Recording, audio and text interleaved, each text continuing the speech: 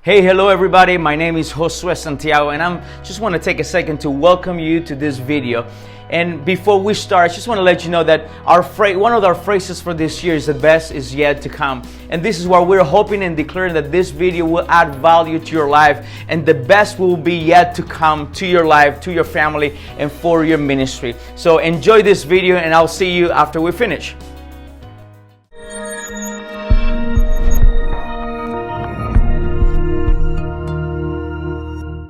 So my question to you, are you weird? Yeah. Are you weird? Man, we are very, super, extremely weird. And I had a lot of people telling me that I have a weird accent. I have a weird way to ministry because if you see me in my office, I'm very calm. But as soon as Spirit comes upon me, it destroy my whole thing.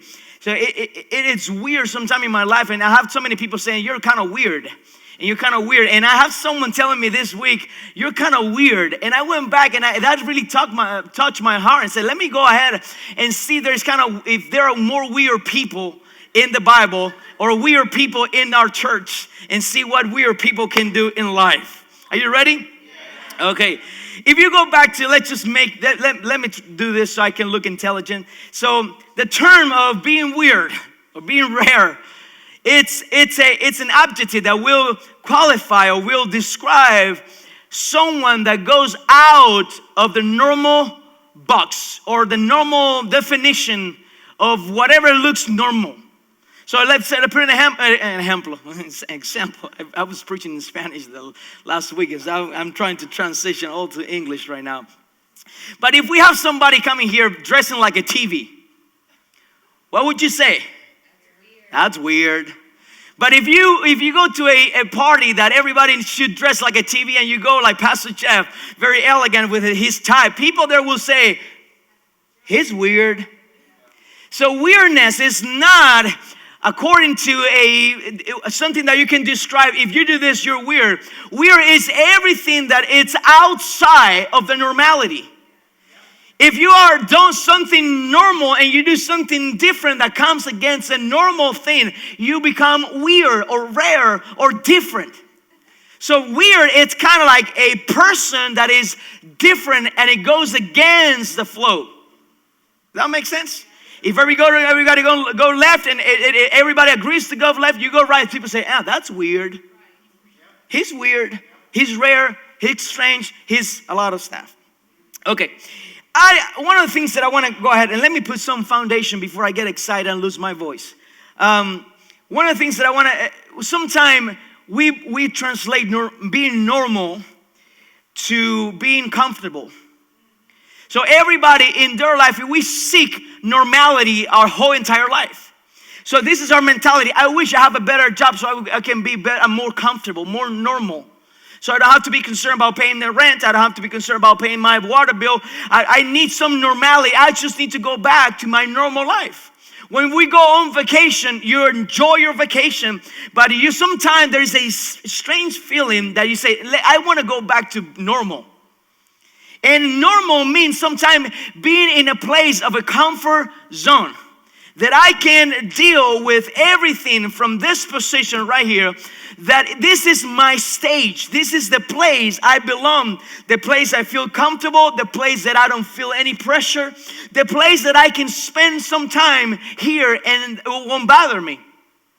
What happened is the comfort zone has the ability to infect you with a disease that we call autopilot. That makes sense? So comfort zone has the ability, or is a disease that will come sometime when you don't. Let me just say, comfort zones are not bad when it is a place of visitation, not a place of habitation. When you go to visit your comfort zone, you need a place that you can release your stress.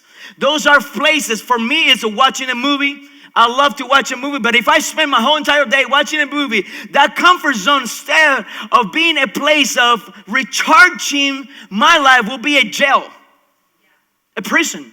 That makes sense?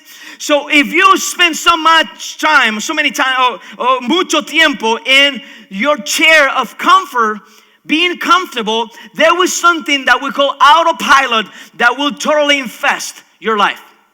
What is an autopilot? If you know how to fly a plane, it's that place when the pilots don't need to control anything and leave it to the autopilot. The autopilot knows how to fly, sometimes even better than the real pilot. I don't know if you know this, but I used to, I don't know if I still, you have to ask Lay, but I used to be a sleepwalker. I used to walk, sleep, I used to speak, talk, even dance when I'm sleeping. And when I'm very stressed, I talk and everything. One time I was in school and I woke up at 3 a.m. in the morning, took everything and got dressed with my eyes closed. Got dressed and everything. And my friends that was saying, what are you doing? And I was going straight to classroom at 3 a.m. in a school that we went to Cuba. Because sleepwalk is, our brain has the capacity to create a map. Like if you close your eyes right now, or if you walk right here, I can close my eyes and go again. I had to open because I don't want that to be in video, me fumbling and everything. But your brain has the ability to create a map. And that map, you don't have to think, you don't have to put any effort because it's already an autopilot. You live your life in autopilot, like when you're driving to your job, and there's not snowing or raining or anything outside. It is a normal day. You're riding to your work. And suddenly I don't know if this happened to you, but suddenly you say, hey, what happened with the last 3 minutes? Because you don't need a GPS, you don't need anything, because your life comes and it gets to a point that everything you do, and if you don't have a very exciting job or a very job that changes everything, you do things mechanic. You work mechanically, you function mechanically, you do everything because it's an autopilot that you don't have to put any effort in anything in your life. Does that make sense? Yeah. And with this zone right here comes that autopilot mentality that we get satisfied so easy, that we get full so easy, that we don't long for more, that we don't seek more, that the prayer time that I'm having, it is normal. I can survive with only 2 glasses of water, the prayer in the morning. My prayer life is so consistent. It is so amazing that I read the 5 minutes my Bible in the morning. I pray my 5 minutes prayer. I pray 30 seconds on my lunch, 30 seconds on my dinner, and before I go to bed, I do the same thing over and over and over and over. And without knowing, you think you're experiencing a supernatural life, but you're just in autopilot. If we work out, coach, every single day with the same weight for 3 months, what happened? Same result. It won't grow. You need to add some pressure. You need to add some weight to what are you doing so the muscles can grow. And my point right here is this. Ephesians chapter 5, verse 14. I'm going to get excited right now. I want you to help me lose my voice, please. For the light is making everything visible. That is why it says, wake up, sleeper. Arise from the dead, and the Messiah will shine on you. You know what? I love the scripture because it talks about a generation that sleep. A complete generation that when you're sleeping, you have no control of your environment. Things could be happening around you and you don't sleep. And I will go back to say why, what are the characteristics of people that are abiding in their comfort zone and they're sleeping for a long time. You want to know a couple of those things? First, you get angry every time that they change your routine. That makes sense? You have a routine, and every time they change it, we have a service until noon. But if you go beyond noon, 1:30, 1:15, I get angry because I am not used to flexibility. So everything that comes and change, like your wife didn't pick up a coffee, and you wake up in the morning to prepare your coffee, and there's no coffee in the house.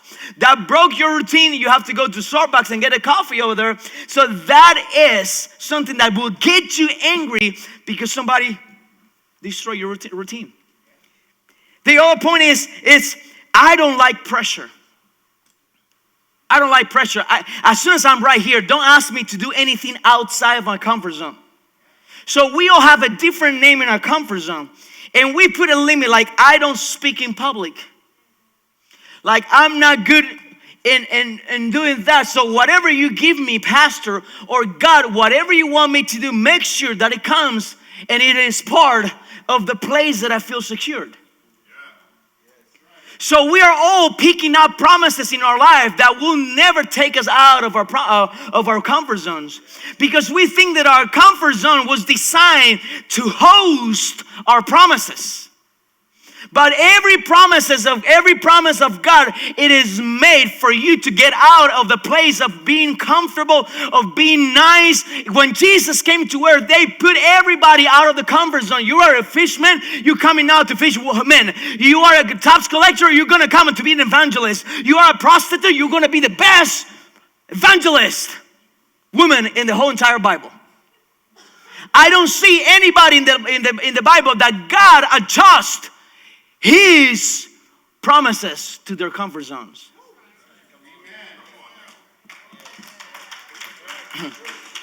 You know what that means? That whatever stops you right now.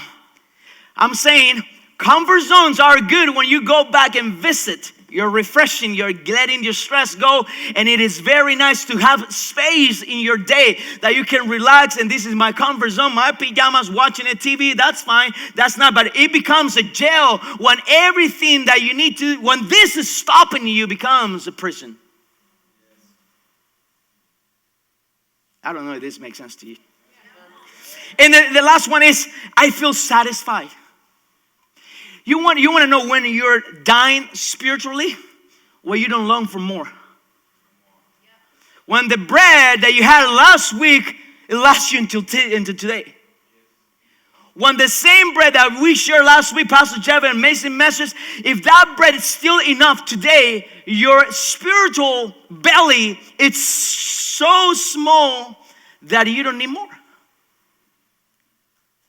It is a place of satisfaction. I don't want anything else. I don't need anything else. I even don't long for anything else. I'm okay coming to church, having a good service, putting some heat in my chair, even putting my hands up. I can go beyond of what we're doing, get it a little bit out of my comfort zone, and even raise up one hand. And if I feel excited, I may be half of the other one. Revival services, oh, you can't ask more than this. And it is so hard when we do have our same chairs, a same routine, the same over and over and over and over and over. That becomes a place of, probably I'm because I'm weird. But I don't like to come to the church for the same road every time. I want to challenge my brain to not being autopilot. I want to come excited. I said, let me see what problem can I solve this morning. Father, don't send me any divorce, any fornication, any adultery, send me a headache. You know what happened? Let me go back. I'm going to get excited in a couple of seconds, but I want to make sure we know this. Because this is a place of every time, and I know I've been preaching about prophetic words, and I truly fighting with God because I have a list of so many messages in my house that I'm postponing and moving them back because I keep feeling God saying people needs to hear about my promises, especially in the season of COVID and this thing rising up again. Ohio being the top 5, I think, in the nation for COVID-19, and having the hospitals overflow. Someone needs to be the solution for this, and that's why God's telling me, go and remind the church who they are and what the promises I've given to them, because someone needs to step out. You know what happened in our life, guys? We are people. You know what happened in your life? God will give you a prophetic word here in your comfort zone. He will give it to you right here. He said to Abraham in Genesis chapter 12, the Lord told Abraham, you are to leave your land. Father, why don't you give it to me right here? Why do I have to move to Florida? Why don't we stop? Can we pray for Pastor Jeff's house to stop building and so he can, no, I'm just kidding. I'm just kidding. He answered me Until a couple of days ago, you told me that. But God told Abraham, I'm going to give you a word. Listen to the word. The word is, I will make you a great nation. You discern of descendants. I will bless you. I will make your reputation great. That will be a blessing. I will bless those who bless you. I will curse those who curse you. Through all, I will bless you.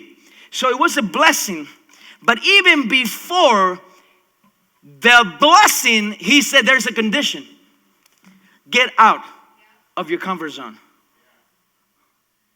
It is weird that God will show you a future, but He will never tell you about the process.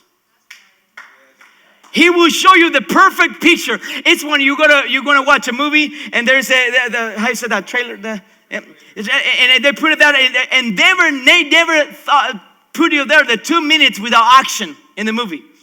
They all put the best part of the movies, and those are the prophetic words. There is a prophetic word that LMH will be sending ambulance here. People dead will be walking through that parking lot and will be feeling the presence of God. There are prophecies that we won't be able not even to get into this building because the presence of God will flow. We will just destroy our life. We're going to be shaking the whole time. There are prophecies that we're going to be an apostolic sending center and we will be sending people to the nations. Those prophetic words never came with the second part of the prophetic word that was get out of your comfort zone, and there's an invitation to a great process that will look totally different than the fulfillments of your promises. I promise you wealth. Get ready to be poor. That's a part that that's that small letter, the small thing in that contract in the bottom. When He shows you preaching and shows you that you're going to have a business that will found the kingdom, that many people will come to Christ because of your business. And what you think is way great, let me go online and see what is a business that He wants to do. And you're sitting down when He's telling you it is an invitation to get out of your comfort zone. And if I promise you wealth, get ready for extremely poverty. Because sometime in the process is when we become weird. You know why we become weird right here? Because we have to choose what we see. People that are watching us from their comfort zone, they said, it is a curse. God is cursing you because of your sin, because of your this and that. But those who are here, they become weird because they can see what you don't see. You see a man that had to lie for his wife to be alive. But what I see is a promised land coming up. What you see is a broken man that has been 40 years walking and wandering about in the desert, and you're already 80 years Moses and you're wandering about the desert. So everybody's saying this is a crazy man, a weird man. But Moses said, I may be weird because I still believe what he said to me in that bush. So we become weird in the process of getting out of a comfort zone. So everybody that looks normal, they may be sitting in their comfort zone. The gospel, it is made for you for you to be always fresh. If going, I don't like this, but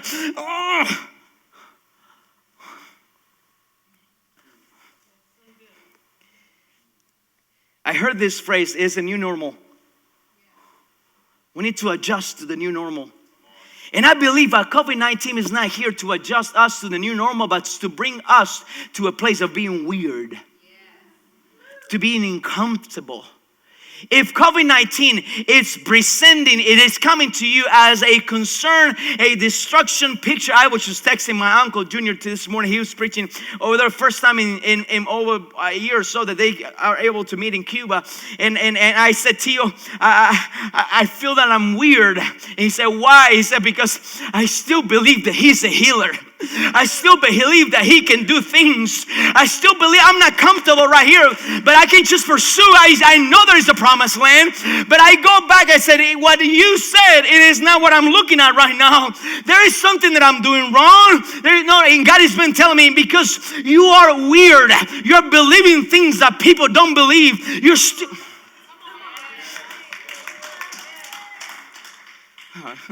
Help me preach. Romans chapter 12 verse 2 says, do not be conformed to this world, but continuously be transformed by the renewing of your mind, so that you may be able to determine what God's will is. What is?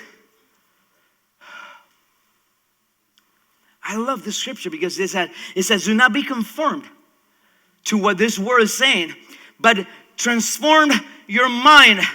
I was just texting Sharon the other day. We were doing Marco Polo. And I said to her, I'm really tired of asking for protection. I'm really tired of asking for this. I'm really tired of hearing people saying this. I'm really tired. And I said, I'm stepping in the gap. Somehow we need someone that will step in the gap and say, let me touch the lepers. Let me become unclean so somebody can become clean. Let me at least try. If I die, I die. But I feel that in the midst of this process, the church in America, and we are missing some opportunities that this season is bringing to us, and it may look like it is a destruction, but I think this situation in America is forcing us. I've just been here 7 years, and I came here at the end of President Obama, and after that I went through President Donald Trump, and after that we have Biden, President Biden. We have Biden, Trump, and Obama. And I'm kind of new in the block here. I've never voted my whole life. I got to vote in these elections. For the first time in my life, I put my vote down. I even record myself, I'm going to go voting. So 11 million people in Cuba can see that I can do that for the first time, and they've been there and haven't been able to do it. But I haven't seen anything that will shake the church more than politicians. And we are made to shape the world, not to be shaped by the world. We come from Obama, and when we got to Trump, and there is a huge part of churches in America that are not pro-Trump, and they're against Trump, and the churches are fighting. And after that, Biden, and it's overwhelming for a newbie. It is very overwhelming for me to hear you saying things, and at the same time I go back and I said, I'm kind of new and I don't want to be infected. And I'm sorry that I'm saying that. This is a virus that we have to wake up, church. We have to overtake the world. We have to overcome the world. Being the light of Christ, not taking sides in any parties and any blue colors or yellow colors or red colors. We are the bride of Christ, and we go back to the same comfort zone every time that we fight for something that we are not called to fight. The only giant that will destroy you is the giant you fight that was not meant for you. I think, Pastor Jeff, I'm preaching for you, a couple people here. The other people are not excited.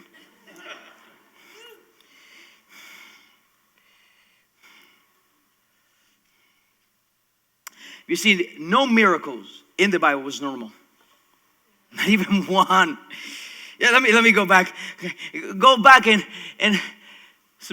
go back 7 times in the Jordan River. Man, I've been taking showers. I don't smell bad. I used to swim in that Jordan. 7 times. Go back. No, that's weird.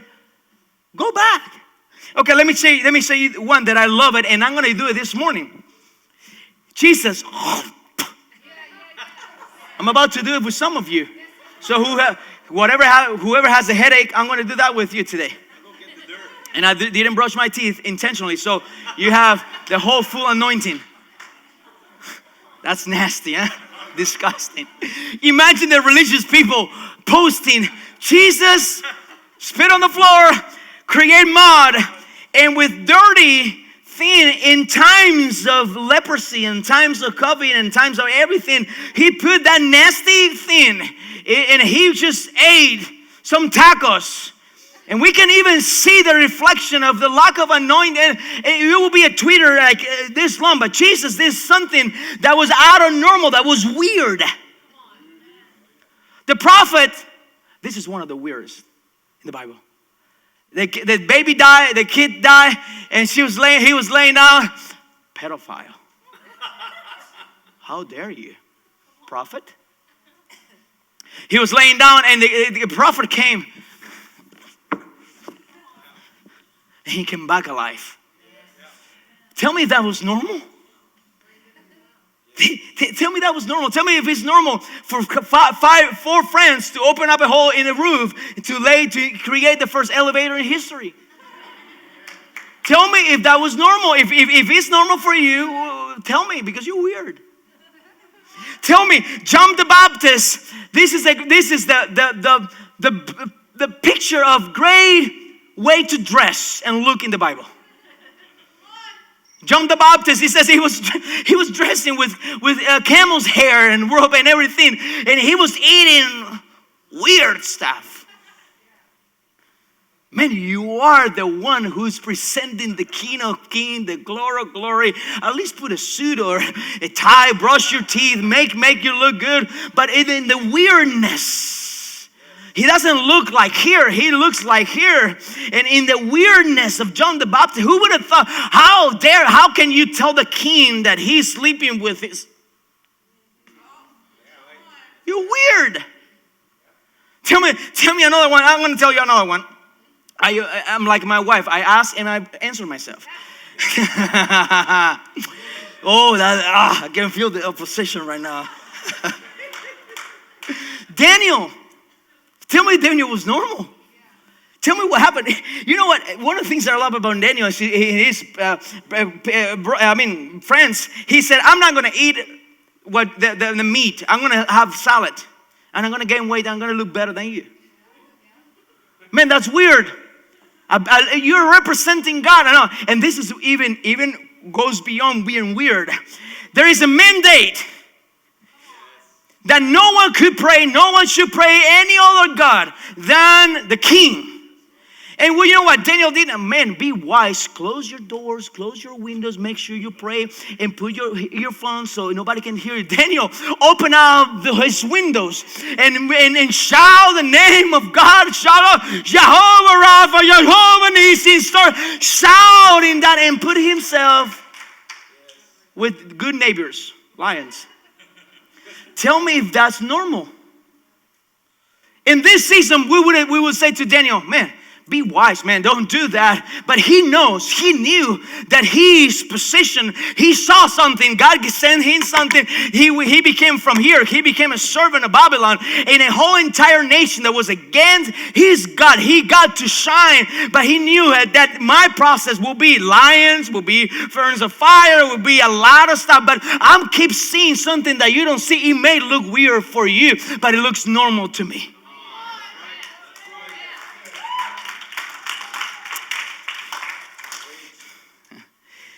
I was accused to be a weird guy. I'm very weird, I would say, yeah. I'm very weird because being a young 19-year-old man, like I said before, I had a death sentence. And at that point I said, I'm not gonna back down. I'm gonna keep going. I don't care about the government. I'm gonna keep going because this is my call. There's something that he said. When I was dreaming about having a stadium, in Cuba, communists. That's why when I keep saying when someone tells me that we cannot do it in the field here in Newark, or we cannot do anything outside, we cannot, I say, what are you talking about?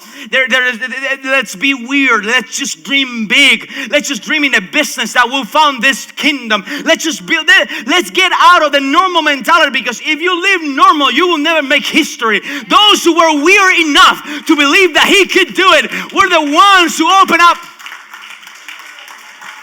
Man, are you weird? Caleb and Joshua. I love Caleb because Caleb said, 10 people saying, oh guys, there's giants. Nice land, nice piece of land, that's fine. There's a couple houses that are beautiful, but there are giants. And he was weird enough to say, I know there are giants over there, but we will eat them like bread. And nothing will stop them. Let's just go ahead and cut some hair and head. And I want to kill giants. Let's just do it.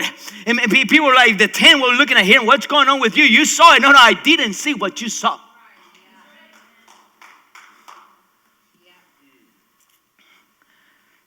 David, and this is the last one. The last point. Not the last point. The last. Smallest in his crew. Even the prophet came anointing and said, you're the guy. You look good. Look at your chest. Look at your muscles, man. You should be. That's you, man. You made look very good post on Facebook about that's the pastor family of faith. Sexy. And God said, no, you're looking the outside. I'm looking deeper.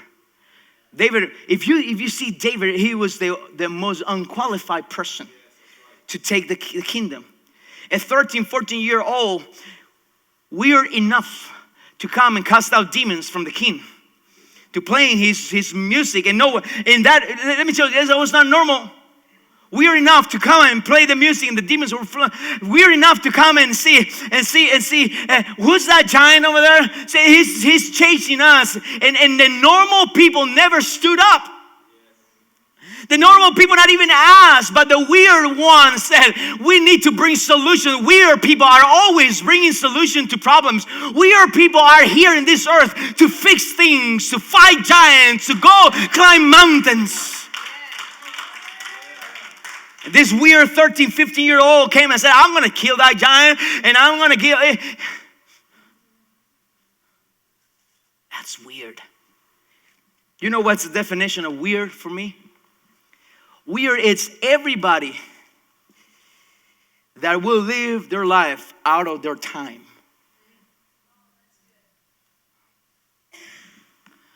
David had the ability to live his life in a different prophetic time. That's right. If you read some of the Psalms of David, it was for the different dispensation. It was revealing something that not even the prophets brought. Read some of the Psalms of David that he was in 2020, but his brain was in 2025. For me, weird people are those who can see things that no one can see. That they move themselves out of what you are seeing right here. And in the spirit, they move themselves in the spirit years ahead. And they are living their life like not from their process, not from their present, but from their prophetic word.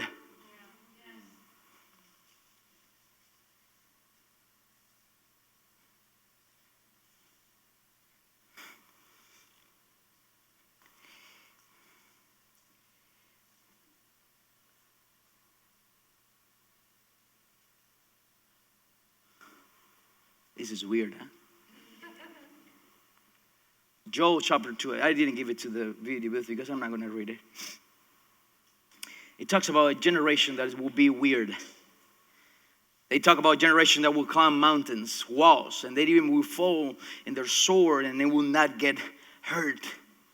A generation that will make the earth tremble, that will shake the nations, the army of God.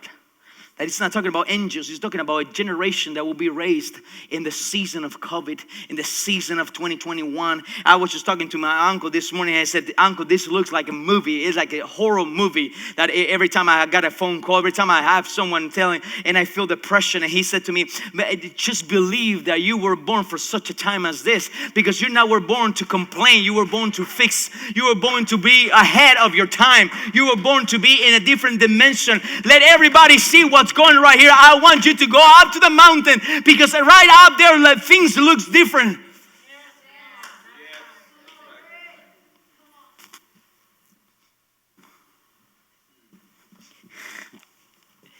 You know what? It is not normal. Let me just put a couple examples and I'm going to finish here. It is not normal that the doctor come back and tell Bruce, there is something going on. There is weird. There is a cancer. That it is that.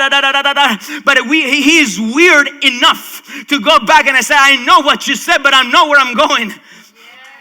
It is not normal. Normal people will take that sentence and they will live with it and will die in 3 months. They gave him 3-4 months. I don't know. And he's been 3 years and he's still fighting and he will keep fighting. Because normal people give up. Weird people, we see something that normal people don't see. You see a divorce, I can go back, I can go further, and see restoration and see miracles and see signs and wonders. Don't adjust yourself to your time, but move yourself ahead in time to the prophetic word that God's... Thank you, 3,000 people we have in this building right now. This service is going online and in TV, God TV right now. And thank you, we're going to have very soon Benny Him here. Miracles, signs, and wonders are happening. We have healings. We're going to go back to the parking lot. People will see how many ambulances we have right here. You know what I did? I moved myself out of today. And I put myself as where He's taking me. You cannot fulfill your promises if the only thing you see, if the only thing you see, it's the now.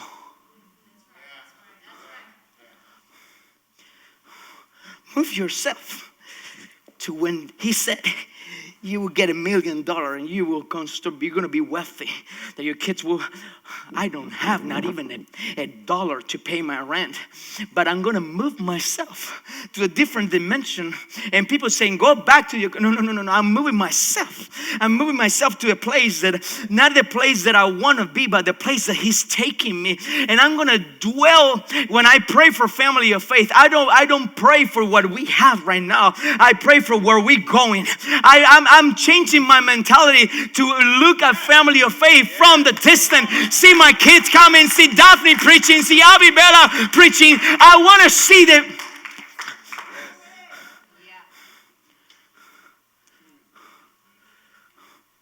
We will have to leave this place very soon because there are 3 more services coming today. I'm gonna talk to the 25 worship teams we have to go and help different churches. All the wheelchairs, like we have 300 wheelchairs here of people getting healed. We're going to put it over there in that, and we're going to build a monument with a wheelchair up saying this is a wheelchair free zone. Everybody, all the people with cancer that got healed, we're going to have go over there, 1,000 and plus people over there. We're going to have presidents coming here. It's not that we're going to have, I'm welcome the president right here, right now. Welcome everybody watching in God TV. We're going to have our own television station. We're going to have our own. Only few people will react to the future. Because we're so caught in what we see right now that we don't see what He's seeing. You saw a cross, He saw redemption. You saw dripping blood, He saw salvation. You saw your daughter died, He saw a miracle that will wake up your life. You saw your servant dying 13 miles away, but He saw an opportunity to teach us that His word can go and travel through social media, through that camera. His voice can travel and can heal you right there in your house. What are you seeing? I have the temptation this morning when I came here and looked around. And I went to my knees. And I said, Father, what's going on? And He said, let me open your eyes. In a couple of seconds, I moved my spirit to 1, 2, 3 years from now. And I stood up right here. And I saw multitudes giving their lives to Jesus. Overflow buildings. parking lot overflow, 3, 4, 5 services.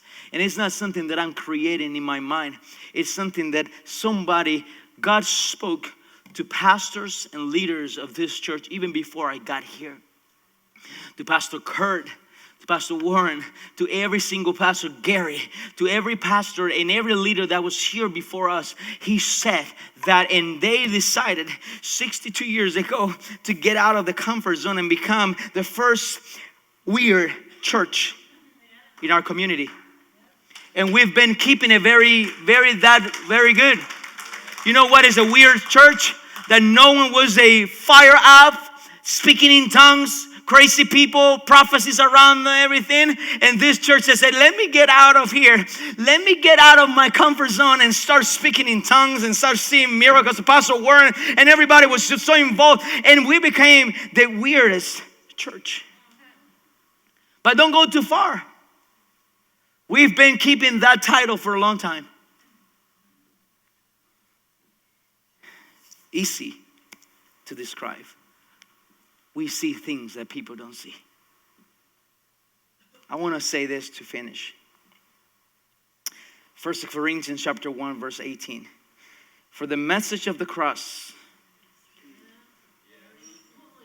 is foolishness, it's craziness for those who are perishing. But for those who believe, it's power. Are you weird? But I'm not saying to you that you're weird because you act weird. I'm saying that I want a weird generation that will be able to see beyond what they see. Remember my definition of being weird. It's not just being different. It's everybody that has the capacity to move their self from their circumstances and see. Move 3 years from now. George, where are you going to be 3 years from now? 2 years from now. Can you stand up for a second? Can somebody give me some water, please? I have 4 advice to you. And I want to close with this and we're going to pray for healing.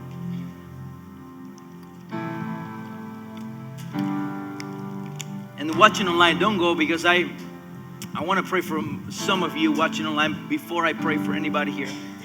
But I have 4 advice that I want to give to you today. Depression will always come when the only vision we have is our belly button.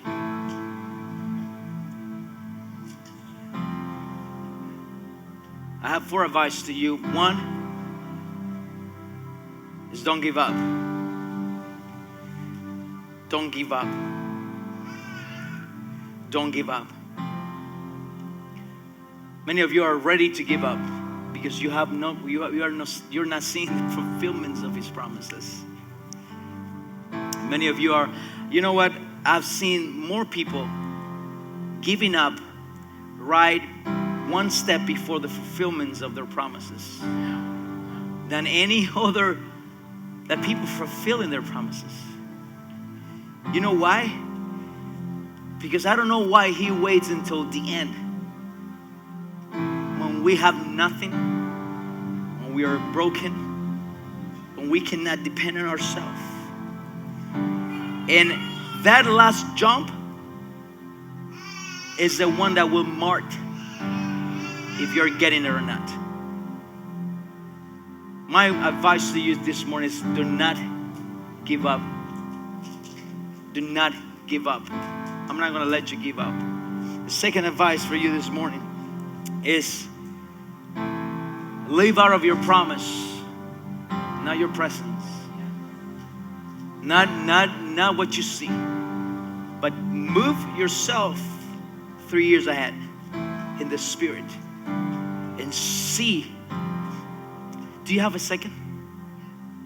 Everybody online have a second? I promise you will be no more than 3 hours. You know what's my dream? Can I say it? And that's the third advice is dream big.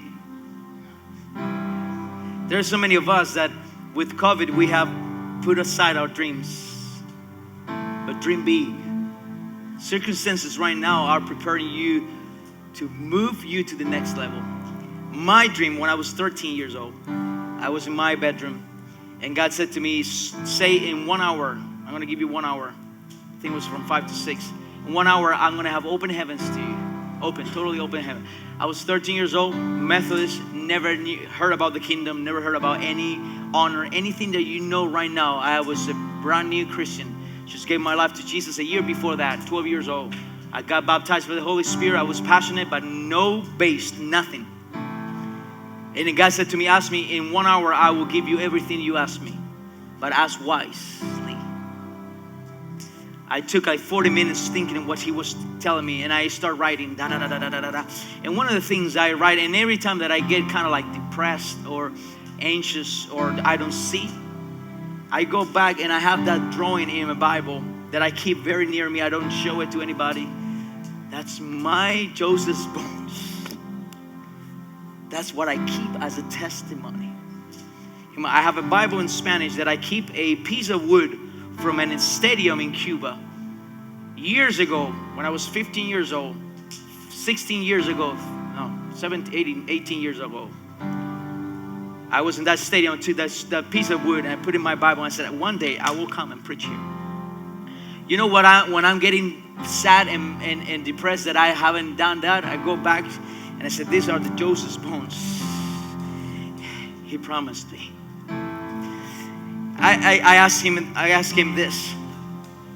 I want to have a church that look like a fish. Get the point? It will look like a fish. And the back part of the fish will be the offices of that great, huge building. I want a church. Before I knew about Miami Stadium, I said I want a church as big that the roof will be a glass roof and we'll close it. And we'll open up when we have nice weather. If it's here in Ohio, we're going to have 3 months of open roof or less for 2 weeks. But I want to have that will come here and we'll go back. And I put a fine number as a 13-year-old dreamer. I want 25,000 pastors for that church. Because that church will be we're going to have 1 million members in that church. And we'll be such a big building. Not just for that, we're going to have these 3 buildings. And this here, and underground parking that I've never thought that even could be possible. Underground parking, and I'm going to have these buildings that we will train people in the fivefold ministry. And this here will be the every expression of art. We will train them, and we'll have different places. So what we're going to do, I'm not going to send a pastor to open a church, but I'm going to send a church to open a church. Someone from Africa will say, Pastor, also we need a church here. You know what I'm going to do? I'm going to send a prophet, an apostle, a preacher, and da-da-da-da. I'm going to send the whole entire worship team, the whole entire media department, the whole entire functionality of the church. They will go there and they will be so well trained that in a year they will reproduce themselves and they will plant a church. Because as a pastor, it was a nightmare for me to be the worship leader, the prophetic voice, the pastor, the apostle, everything. So it took me years to put something out because I didn't have help. What if we can send a church and not a pastor? I even have space for the airplanes that we're going to own. And I have the picture of mine. I shouldn't say that. That's not Christian. Jesus didn't have a donkey. But he had a cloud. I took him out. Dream big. When I see family of faith in this building, sometimes I go back, I said, man, and you know, the orphan mentality and the poor mentality will say, there are people that have less than you. But I don't want to compare myself with those who have less than me. I want to compare myself with when he said he was going to take me. Dream big. Get out of the comfort zone. And create a phrase that will be that place that will mark your generation. God said to me the other day when Pastor Josh Pennington was preaching here, he said to me, I want you to create a phrase that will be the Joseph Buns for your daughters. that whenever they're going through something, they're going to go back and said, this is what my daddy said. And that will be that word of testimony. Pastor Jeff shared with us that he has that phrase with his sons and daughters. I can do all things through Christ. This morning I want to do this. How many of you are challenged this morning to go beyond your expectations? To dream beyond your imagination? How many of you are challenged to say, I'm going to get out of this comfort zone and go find some giants to kill? How many here, I'm going to find some mountains to climb. I'm going to find some sick people to pray for them. Are you ready for that this morning?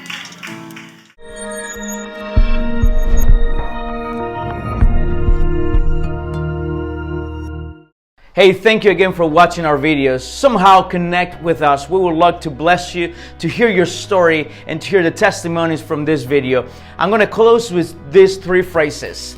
The best is yet to come. If God did it before, He will do it again. And shalom. God bless you.